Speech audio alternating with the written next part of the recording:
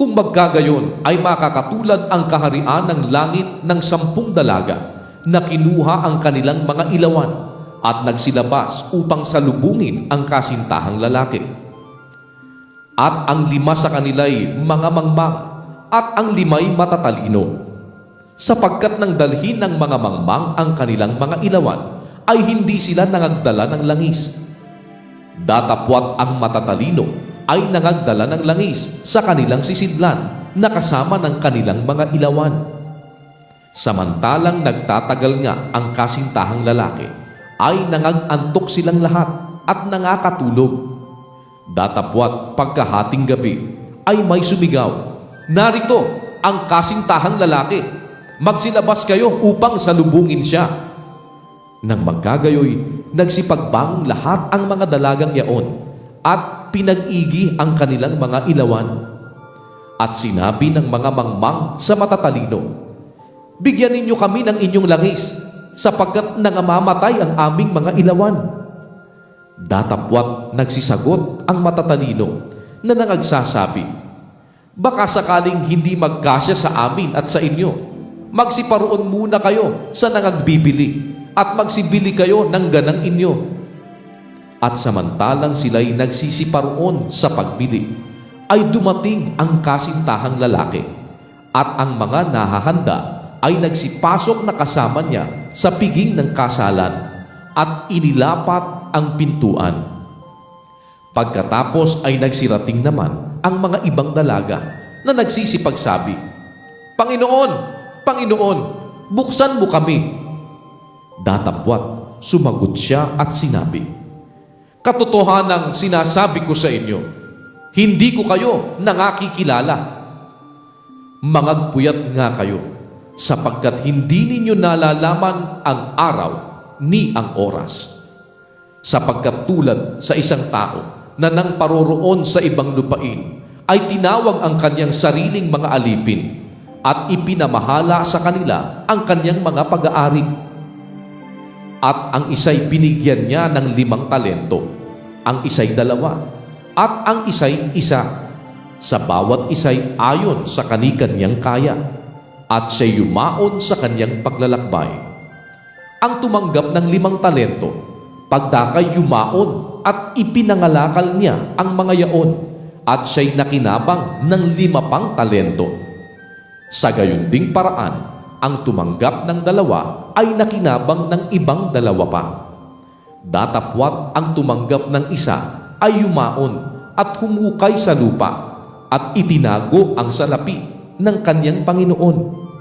Pagkatapos nga ng mahabang panahon, ay dumating ang Panginoon ng mga aliping yaon at nakipaghusay sa kanila. At ang tumanggap ng 5 talento ay lumapit at nagdala ng 5 pang talento, na nagsasabi, "Panginoon, binigyan mo ako ng 5 talento.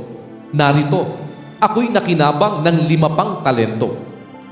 Sinabi sa kanya ng kanyang Panginoon, "Mabuting gawa, mabuti at tapat na alipin. Nagtapat ka sa kakaunting bagay. Pamamahalain kita sa maraming bagay. Pumasok ka sa kagalakan ng iyong Panginoon." At lumapit naman ang tumanggap ng 2 talento at sinabi, "Panginoon, binigyan mo ako ng 2 talento. Narito, ako'y nakinabang ng 2 pang talento." Sinabi sa kanya ng kanyang Panginoon, "Mabuting gawa, mabuti at tapat na alipin. Nagtapat ka sa kakaunting bagay. Pamamahalain kita sa maraming bagay. Pumasok ka sa kagalakan ng iyong Panginoon." At lumapit naman ang tumanggap ng 1 talento at sinabi, "Panginoon, nakikilala kita na ikaw ay taong mapagmatigas, na gumagapas ka doon sa hindi mo hinasikan at nag-aani ka doon sa hindi mo sinabugan. At ako'y natakot at ako'y yumaon at aking itinago sa lupa ang talento mo. Narito, nasa iyo ang iyong sarili." Datapwat sumagot ang kanyang Panginoon at sinabi sa kanya, "Ikaw na aliping masama at tamad, Nalalaman mong ako'y gumagapa sa hindi ko hinasikan at nag-aani doon sa hindi ko sinabugan. Gayon pala'y ibinigay mo sana ang aking salapi sa nagsisipangalakal ng salapi at nang sa aking pagdating ay tinanggap ko sana ang ganang aking pati ng pakinabang. Alisin nga ninyo sa kanya ang talento at ibigay ninyo sa may 10 talento, sapagkat ang bawat mayroon ay bibigyan at siya'y magkakaroon ng sagana, ngunit ang wala, pati pa ng nasa kanya ay aalisin sa kanya. At ang aliping walang kabuluhan ay inyong itapon sa kadiliman sa labas. Diyan na nga ang pagtangis at ang pagngangalit ng mga ngipin. Datapwat pagparito ng anak ng tao na nasa kanyang kaluwalhatian, nakasama niya ang lahat ng mga anghel. Kung magkagayoy, luluklok siya sa luklukan ng kanyang kaluwalhatian. At titipunin sa harap niya ang lahat ng mga bansa, at sila'y pagbubukdin-bukdin niya na gaya ng pagbubukod-bukod ng pastor sa mga tupa at sa mga kambing. At ilalagay niya ang mga tupa sa kanyang kanan, datapwat sa kaliwa ang mga kambing. Kung magkagayoy, sasabihin ng hari sa nangasa kanyang kanan, magsiparito kayo, mga pinagpala ng aking ama. Manahin ninyo ang kahariang nakahanda sa inyo, buhat ng itatag ang sanlibutan. Sapagkat ako'y nagutom, at ako'y inyong pinakain. Ako'y nauhaw, at ako'y inyong pinainom. Ako'y naging taga-ibang bayan, at inyo akong pinatuloy. Naging hubad, at inyo akong pinaramtan. Ako'y nagkasakit, at inyo akong dinalaw. Ako'y nabilanggo, at inyo akong pinaroonan. Kung magkagayoy, sasagutin siya ng mga matuwid na mga nagsasabi, Panginoon, kailan ka namin nakitang nagutom at pinakain ka namin? O nauuhaw at pinainom ka? At kailan ka namin nakitang isang taga-ibang bayan at pinatuloy ka? O hubad at pinaramtan ka? At kailan ka namin nakitang may sakit o nasa bilangguan at dinalaw ka namin?